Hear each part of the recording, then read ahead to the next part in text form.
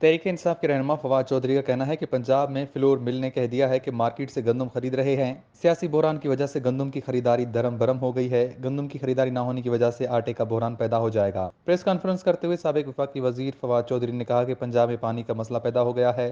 पानी बहरान के बायस पंजाब में फसलें मुतासर होंगी। उनका कहना था कि पीपल्स पार्टी के कहने पर पंजाब का पानी सिंध को दिया जा रहा है। इमरान खान लॉन्ग मार्च की हतमी तारीख का ऐलान करेंगे। पाकिस्तान के ऊपर एक अकलियत नंबर्स पर मबनी हुकूमत है।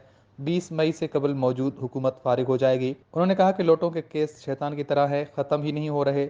नाम नेहाद पंजाब की हुकूमत को कोई तस्लीम नहीं करता। पंजाब में कायम हुकूमत आर्जी है। फवाद चौधरी का कहना था कि पंजाब में प्राइम मिनिस्टर हुकूमत चल रही है। सबसे बड़ा सूबा इंतजामी बहरान का शिकार है, किसी को परवाह ही नहीं। उन्होंने कहा कि पंजाब के 25 अराकीन ने वोट दिया है। इलेक्शन कमीशन को पंजाब के 25 अराकीन को बुलाना चाहिए। इलेक्शन कमीशन केस को संजीदगी से नहीं ले रहा। पंजाब में इस वक्त कोई हुकूमत नहीं है। साबिक वजीर का कहना था कि 25 अरकान को डिस्क्वालीफाई करें तो हुकूमत ख़त्म हो जाएगी। इलेक्शन कमीशन कुल 26 अराकीन का रिकॉर्ड मंगवा ले। अगर ये 25 अराकीन घर चले जाते तो किसके पास 186 अराकीन नहीं रहेंगे। उन्होंने बताया कि पंजाब में हुकूमत कच्चे धागे से बंधी हुई है। मुल्क का सबसे बड़ा सूबा इंतजामी बहरान का शिकार है।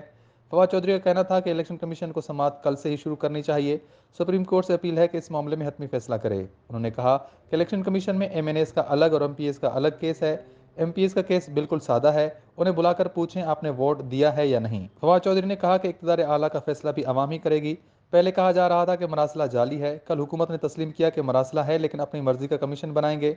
PTI रहनुमा ने कहा कि पाकिस्तान की फ़ौज को हमेशा मुकदम जाना है। इमरान खान ने हमेशा अफवाज पाकिस्तान को मुल्क का जामिन कहा।